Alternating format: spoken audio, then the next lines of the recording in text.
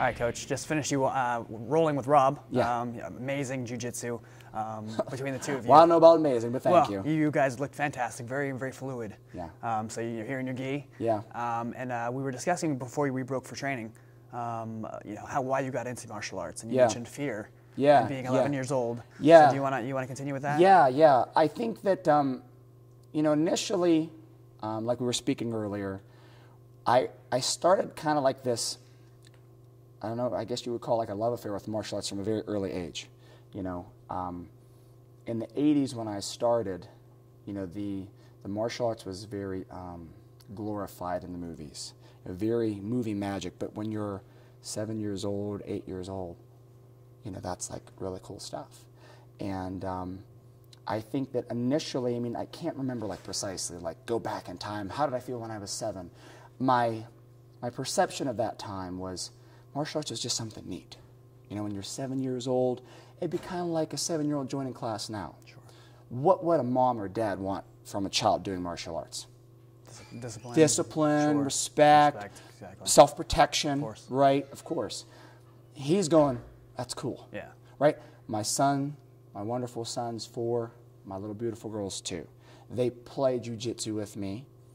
It's not training, it's not exercise, it's not discipline, it's not self-defense. Sure. It's just fun with Dad. Right. I flop around and roll around with him and I giggle, and man, it's just a blast.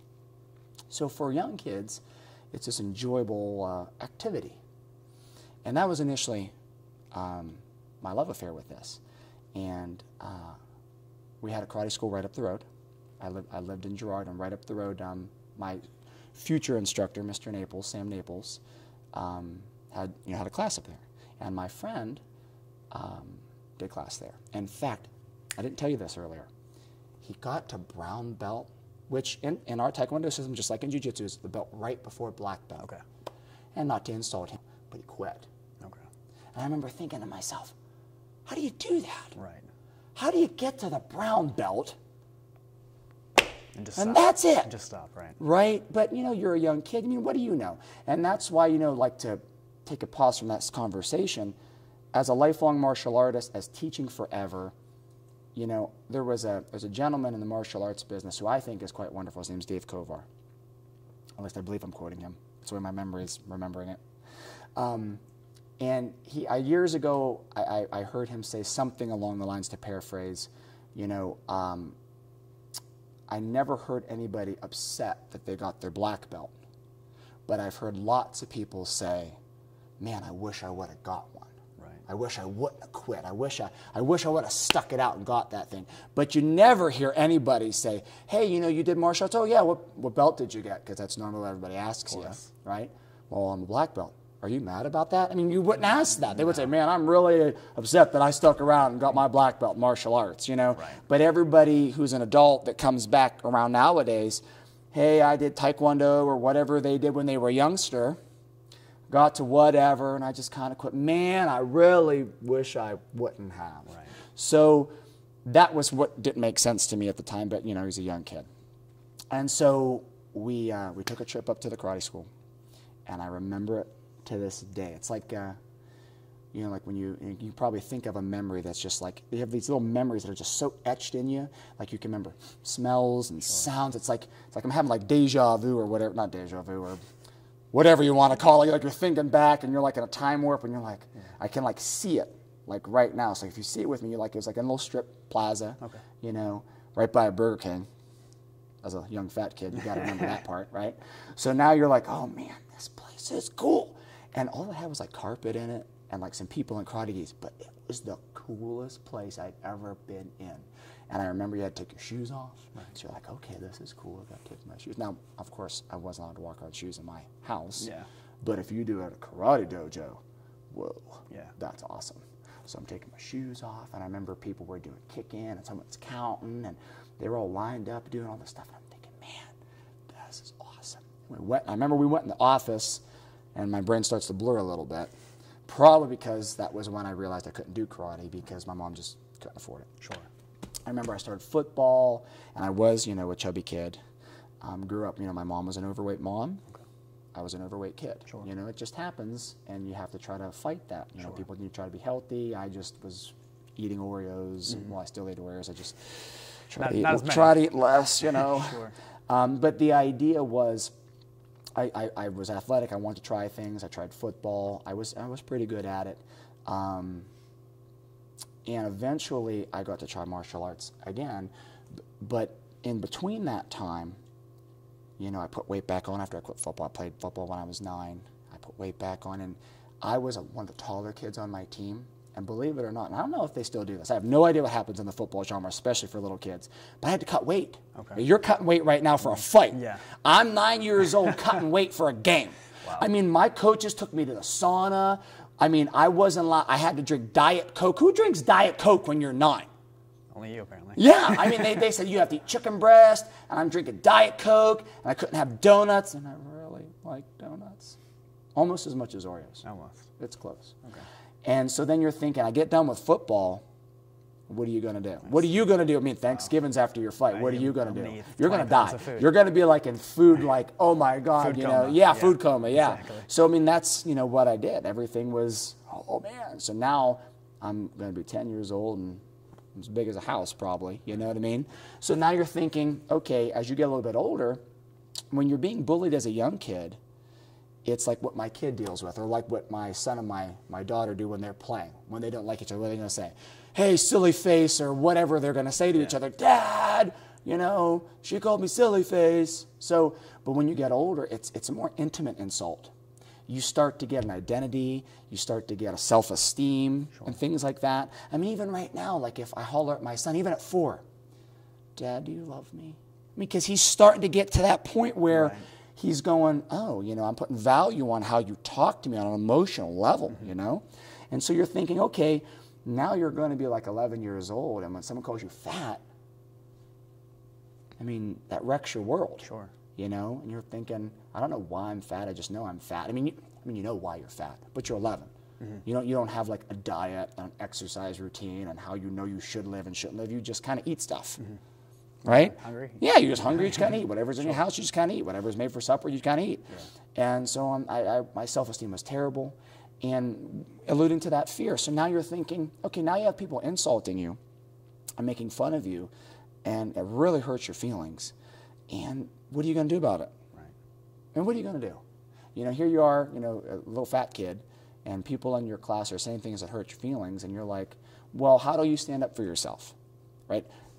Bullying's an epidemic now. It's not. I think it's just globally more aware because everything's on YouTube. Right. I mean, everybody's always treated each other poorly in school. Sure. I mean, I don't think any of us can say, well, bullying's worse than it was. Really?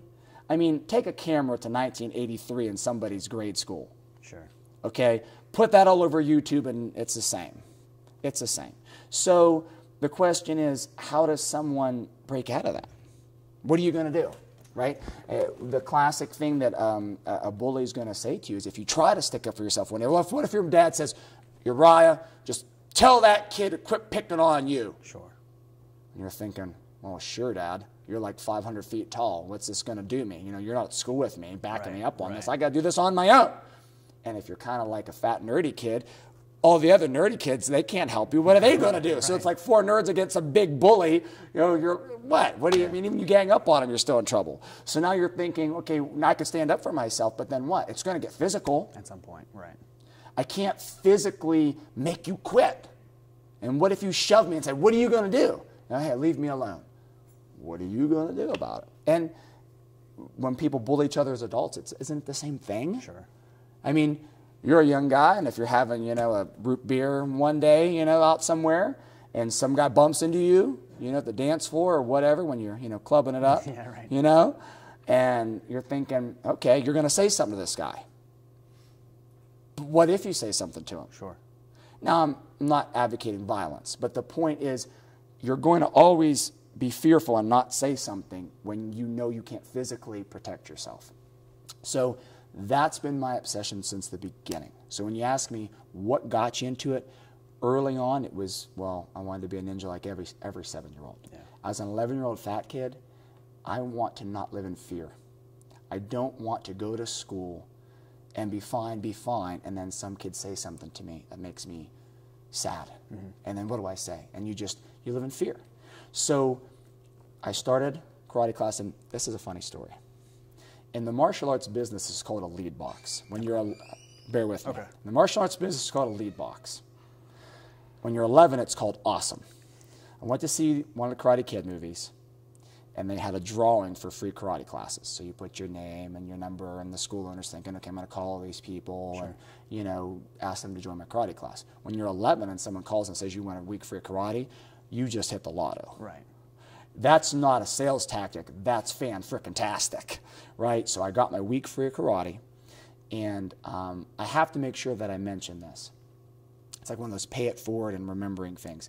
My instructor, Mr. Naples, it was the guy I went back to. You know, I went there, and I tried it when I was 9, and I filled out his thing, you know, for the free class. And we still couldn't afford it. When you're 9, we were broke, and when I was 11, we were still broke, okay? So he kind of bent the money a little bit for my dad to let me come. Now, how amazing is that? That's fantastic. No, because now you're thinking, you know, I was listening to Tony Robbins this morning. I like to listen to Tony Robbins a lot. I like to listen to motivational things. He's one of my favorites. Sure. And he was telling a story. Just this morning, it hit me that I listened to this. And he says, you never know the effects long-term of one kind act. I mean, how could you? Right.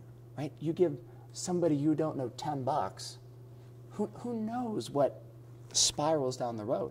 So you're thinking, he said, hey, Mr. Bundy, I'll cut you some slack and let your son come to class, even though I know you can't really afford it. Look what happens. Look at how many years later I'm still doing this. Look, I'm a school owner for this many years. This is how I provide for my family now, right? So I have a career and a lifestyle. You jump back 25 years ago, if he says, hey, you know what? Yeah, sorry. Sorry, man. I'm not saying we can all do that in the martial arts business. But because he was so kind to do that, there you go. So that's really what got me, though, was I wanted to know I could protect myself. And as years went on, it never changed. The thing of it is even though I started to get more confident, and even though I would eventually even get my black belt as a teenager, I never really found, and this is no insult to Mr. Naples or to the style of martial art we did. It just, when you get to things like, you know, like MMA and like Gracie Jiu-Jitsu, which I love everything I do. I love the Muay Thai I'm learning with Stefan Strottmeyer from Pittsburgh. He's amazing. The training, you've trained with him, he's amazing. Fantastic. I love it. I love all the striking I've ever done. But if I had to pick one, if you said, Coach, you got to pick one martial art. I got to pick Jiu-Jitsu. I got to pick Gracie Jiu-Jitsu, because that's going to win you your street fight. It's got the lifestyle that I'm looking for to live the rest of my life that I want to share with other people. So as I was going through these martial arts, you're still learning this stuff, but there was still that fear. There was still that fear of, I don't know what's going to happen if I get in that fight, right? I remember a story. I was 13-ish. Now, where I lived in Girard, I was, you know, walking distance to our grade school. Okay. And my mom did the crosswalk, you know, like down by our little grocery store, a little crosswalk guard, you know, and made sure the kids, you know, were safe. And for whatever reason, I don't remember this part, she was down there and I walked from my house down there. And as I'm walking, minding my own business. Now, I've been doing karate for a couple years now, right? Here comes up this car. And he starts, and I just kind of peek, like, you know, whatever, you know, I'm peeking at it, and it slows down, it stops. You know, it's kind of odd, but okay, I'm just going to kind of keep walking. Kid gets out, you know, bigger kid, I mean, high school kid, I don't know how old he was a lot bigger than me. Yeah. Gets out and starts hollering at me. And I'm like, just kept hollering at me. I mean, and I remember I literally started thinking in my mind, did I do something? You know, was I walking down the street? Did I like look funny? I mean, I'm like searching myself for like, oh my gosh, you know, what could I have possibly done? I mean, look how your self-esteem's still rattled. Sure. Or some guy gets out of his car, starts hollering, you're like, somehow this got to be my fault. Right. Did I look at him funny? I mean, what did I do to cause this person to get out? You know? And so now you're thinking, this kid's hollering at me, and I didn't know karate. Right. I'm just some scared kid staring at this big kid.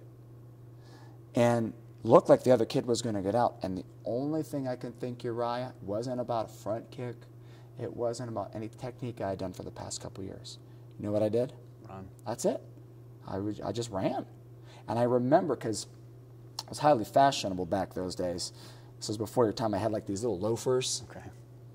And we were kind of broke, so we always had the knockoffs. Sure. Like Hills is not around now, but that's where we got all our stuff. It's kind of like Walmart, only not even close to Walmart. Hills was like a step below what Walmart is. Gotcha. But it was the cool spot when I was a young guy. Okay. Anyway, I had these like Hills special shoes, and they had like these silver tips. Had like a strap on them, and like the silver triangle tip on it, held there by like spit. I mean, so I'm running, and I remember, because I'm like in the moment, and like my little silver tip flew off, and I remember, and I really loved those shoes. As cheap and nasty as they were, I'm like, man, these are my favorite shoes, you know. I'm running, a silver tip goes flying, I'm scared to death. And I remember some lady kind of stopped her car, and she peeks out, she's like, hey, can I help you? And I'm like, blah, blah, blah, blah, blah. And I just kept running, you know, and now I'm at this, you know, little grocery store. And my mom doesn't know, she's like, well, whatever, and like walking kids. And I'm like, I like ran inside the store, I'm like, you know what I mean? Right. And these kids drove by. And I'm thinking, I was just so scared. I didn't know what to do, and all I could do was run. You're thinking, what's all that martial arts do to me? Right. Here I am doing all this stuff, and I'm still scared, like I'd never done anything in my life. So my lifelong endeavor was I needed to beat that fear. What do I have to do to not be scared anymore? What do I got to do? And I tried to be the best I could at my Taekwondo. I tried to, when I got my black belt, I tried to be the best. I tried to go to tournaments. I tried to, always, it was a test. I have to go test this. I know what I can do so I don't run anymore. I don't want to run. I want to stand up for myself. That's why I'm doing this to begin with. It was very hard to chew on that I ran like that. So I started going to tournaments, you know, in my late teens, and I started to get, you know, pretty good. I'm dealing with nerves and fear, and, you know, I'm good. And then I had a guy walk into my karate school when I was like 20-ish. Short dude, lots of tattoos like yourself, had them all over his face. He goes, so, you know, like I do this and grappling and stuff. He goes, you want to work out? And I'm thinking, whoa. And I want to learn stuff because grappling was popular at the time because UFC was coming around. Right. I'm like, well, this is my chance. This is my chance to learn more stuff and, you know, make sure I know I can handle myself. I remember the girl I was dating at the time, I told her, I says, listen, this little short tattoo guy's coming to the karate school on Friday night to work out with me. I don't know what's going to happen. I just want, and I'm serious. I'm like, I didn't know what he was going to do to me. I'm thinking, this guy could kill me. I mean, if he's doing a move on me, I don't know. I mean, what's going to happen? But I ended up having a good session with him, and me and him worked out for like a couple hours, 3 times a morning. Okay. That was my first exposure to MMA, because he had done like MMA type stuff, you know, and grappling stuff. And so, and then I started boxing and things, and it was just a constant challenge of learning more, understanding more. And if you watch how my school progressed through the years, I wanted to share that. If I can be scared, even after I started practicing, what's that mean? Anybody's scared. Whether they're a child or an adult. You might be scared to say something to your girlfriend or your wife. Sure. You might be scared, if you're a woman, to say something to your husband. I mean, and on a physical level, not just a verbal one, sure. Right? Or any relationship you're in, or just in circumstances just in general. Isn't that terrible? Isn't it terrible to just wake up and be scared of things? And even if you're fine, you're like, I'm really like nervous and scared. That is horrible. And so my life passion started, I didn't want to be scared. And as I got doing this, I'm like, I don't want anybody else to feel like that. Nobody should feel like that. Right. And so I had a selfish reason for my training, because I wanted to know all these things. And then I wanted to have a school where you could come in and I knew enough material, the right kind of material, to show you, and then you could not feel scared, and you could feel confident, and you could have all those things where that I desperately wanted them. You wouldn't have to go anywhere else. You could just get it at our school. And I tried my best. I'm piecing things all together. I trained with this guy, and I trained with that guy, and, you know, do what you can. And initially I turned in from a Taekwondo school to kind of like this hodgepodge, kind of all over the place school. Mm-hmm. And eventually, thank goodness, I was recommended to Tony Rinaldi by a friend of mine, Mike Grossman. Okay. And he had done jiu-jitsu with another guy in Akron area. He knew I really wanted to learn jiu-jitsu, and he sent me that way. And that was it, man. Right. Initially, because when I first learned it, I was really into MMA. Okay. So I was like getting more confident in myself. But what's the best way to test yourself? Fight. Go. You got to go fight. Right. And initially, I was scared to death to do MMA. Right. I mean, you're thinking the worst thing I ever did was a karate tournament. I mean, okay, yeah, you're nervous, but there's like, hi-ya, and there's points. I mean, it was like kind of, sort of contact. I mean, I got banged up, but it wasn't like, okay, yeah, you're going to like get killed if you don't know what you're doing. Sure. So the first thing I did, I don't know if you guys know like what those tough men are. You don't know, they're not even around anymore. It's like a boxing event. It's kind of like KO drugs for teenagers, only for adults. Okay. So I'm thinking, I'm going to do that first. I'm going to go do this boxing thing, even though it's like not like boxing, but it's boxing enough. It's full contact. Sure. And I said, I'm going to do that. I'm going to go see what happens. And I fought one kid. Probably wasn't the prettiest thing you ever saw, but I did one. He was a lot bigger than me. Not that that should matter. I mean, you know, it was sloppy. But I just kept hitting him with like a left hook, I think it was. And I just kind of, thank God I beat him. Yeah. And the next kid I fought, this was one of those things where what martial arts does for you spiritually and internally and helps you be a better man. You got to fight tomorrow. Sure. And as much as you love MMA now for what it is as a sport, there'll be a time where MMA is not that sport to you. It's not this athletic endeavor. Mm-hmm. But all these experiences you're going to have in that cage are going to make you a better friend. They're going to make you eventually a better husband, a better father if you ever go that route. Sir. It just makes you better because you're challenged to this point where you really got to dig down in deep and find out what you're all about. And I'm in this ring boxing this dude. And I remember hitting him so hard, and he was hitting me so hard, and you couldn't have your own cornerman. Okay. They assigned you, and I'm sitting in the corner. And I remember looking over at that dude, and I was like, wow, you know, I mean, he was like 5 of them. And I remember going, and I kind of said it out loud. I'm like, man, I can't see. I remember being very nervous about that. And the kid here goes, you can't see? I just kind of glanced at him. He goes, do you want to stop the fight? And I went, oh, God, he shouldn't have said that. Because now I entertained it. Right. Now he's like, oh, you can't see. You shouldn't. You know, you want me to stop that fight? I went, and that moment that, you know, my brain was like an hour. It was like 15 milliseconds. And I went, yeah, we should stop it. And I quit right there on that stool. Mm-hmm. And I couldn't sleep for weeks. And it chewed on me. It chewed on me that I gave up in here. Rather than say, I don't care what happens, I'm going to go fight for me, and if I lose, fine, but I'm going to give it my best. Fear. Right. I didn't know what was going to happen. I was scared. I couldn't see right. I'm in the corner. This guy says, hey, maybe you should quit. And I'm like, yeah, maybe I should quit. It wasn't that I maybe wasn't thinking it, but he like made it go right up here to the front of my mind. Right. So I was like, yeah. So then I'm like, okay, I got to get back on the saddle. I got to do something like this again. I don't like that I quit. I don't like that I gave in to my fear yet again. Sorry. So then I says, okay, there's this kickboxing version of this coming up. I'm going to do that. I trained real hard for it, got in way better shape, you know, at least I tried to anyway. Sure as we're sitting here, I get in that first fight, I win that night, then the next time you had to fight a couple guys that night. Okay.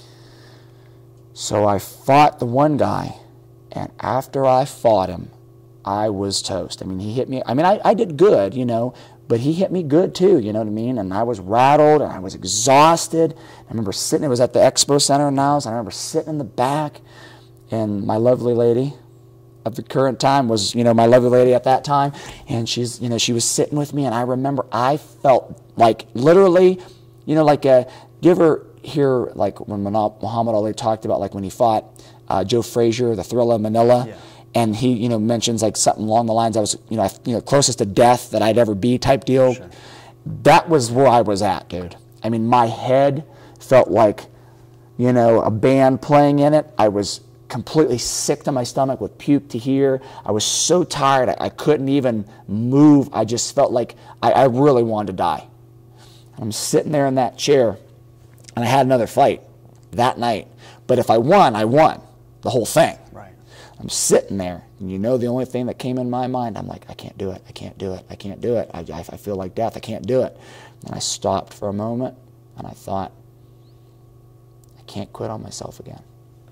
I can't give in to this fear. I can't go out like this and just sit back here and say, nope, that's it. And I got myself back in that ring. I beat that guy and I won that thing.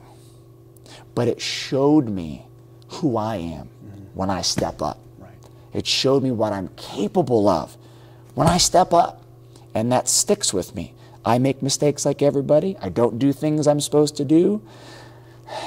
'Tis life. But I can always rely on, I know who I am at my core. I know if you back me in a corner, I'm going to find my way out because I've done it. I forced myself because I gave into that fear and I didn't want to give into that fear. So tomorrow in your fight, man, you got to be thinking like that. You got to think before you get in there. Win, lose, or draw is irrelevant. This is an amateur MMA fight. You're not going down as a UFC champ if you win, right? So you're thinking, I'm going to give my all, no matter what. And if he beats me, okay, that's fine. But I ain't going to quit. Right. You won't live with yourself, man. No, there's no way. You know, you got to think, I'm going to do whatever it takes. I'm not going to get my arm broke and be stupid and not work for 2 weeks. Right. Don't be pulling that on me. But you're thinking, I'm going to give everything I have. If he beats me, I'll tap. But I'm not going to give up because I'm tired. No. I'm not going to give up because you're frustrating me. I'm not going to give up because of anything. I'm just going to keep going. And when you walk out of there and you know you did that, even if you lose, you're going to walk out of there going, I know who I am today. I know who I want to be. I want more of this. Not that fight. This guy I'm on the journey to trying to hopefully become. Do you know what I mean? Yes, sir. So that's kind of initially why I got into jiu-jitsu, was I wanted to make my fighting better. Right? You had a couple fights at that point. Yeah. I had 2 fights. I did good in the first one. I did really bad in the second one. And I lost to a really good wrestler who just pinned me down. He was a lot better than me. And I'm thinking, I got to get better at this ground stuff. Because I had been doing grappling. Okay. Submission grappling? Yeah. Okay. But I had not had like the real Gracie jiu-jitsu training. You know, just, there was nobody around here that really did it. I mean, guys kind of rolled around with each other. Like, because you got to think back nowadays, like the major schools around here, I mean, there's a few schools that are kind of karate, like for kids type schools. I mean, classes that have like karate classes for kids. Yeah. But like the main kind of schools are all like my school. Right. They're like more of an MMA kind of school. But we all started off as like from karate backgrounds, because where were you going to get this stuff? We don't live in Southern California. Yeah.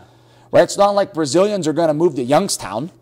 Right? Where's a Brazilian guy going to move to teach jiu-jitsu if he lives in Brazil? Yeah, somewhere nice and warm. Somewhere and with a beach. Yeah. And I don't think Youngstown has a beach.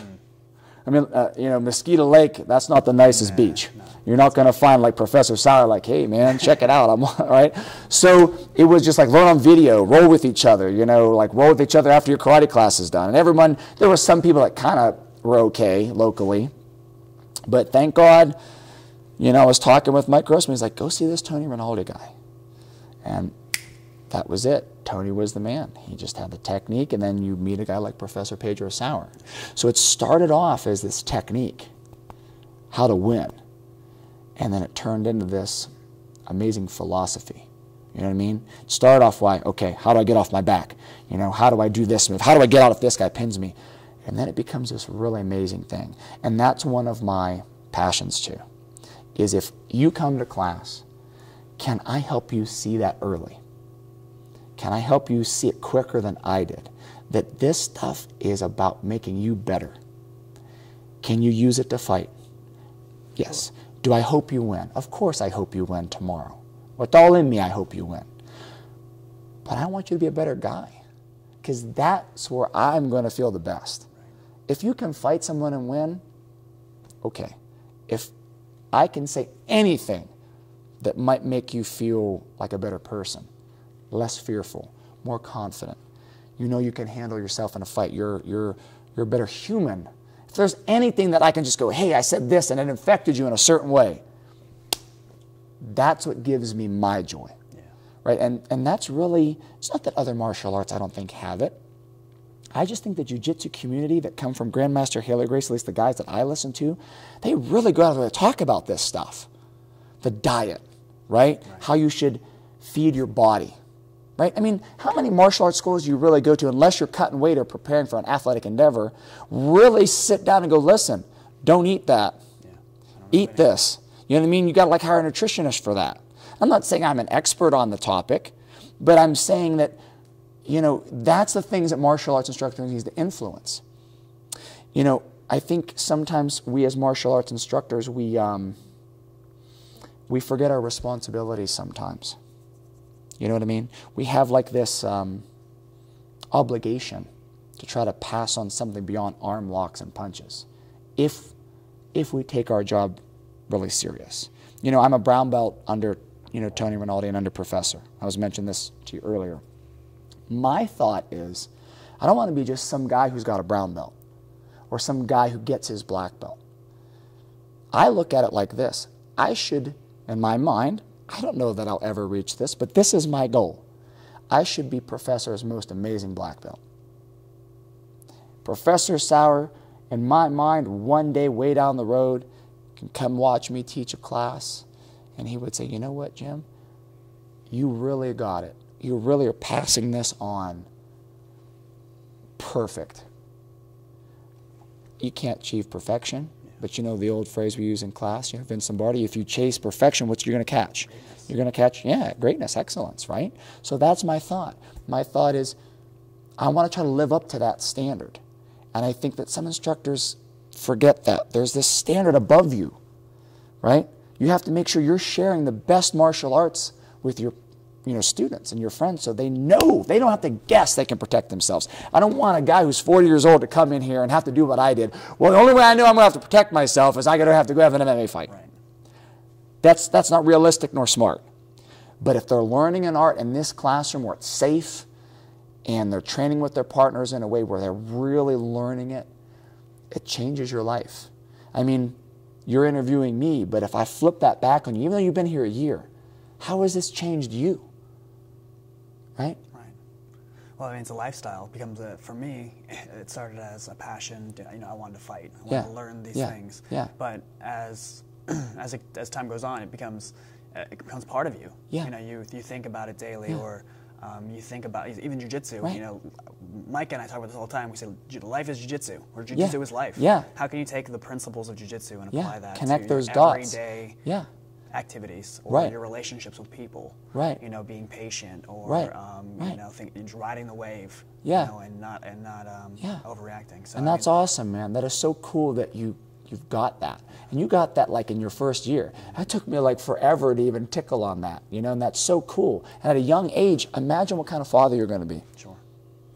Right? When you decide, you know, maybe you decide to have kids, what kind of dad? Now look what you're sharing. Look at all the stuff you're trying to be. What kind of father are you going to be? What kind of husband are you going to be? Because you take this stuff so much more serious than just an arm lock or a gi choke or going and winning a medal at some tournament. It's like you said, it's a part of you, you know? And so that's really the goal of all of this. So when you say, why did you start martial arts? That's in a nutshell. Yeah.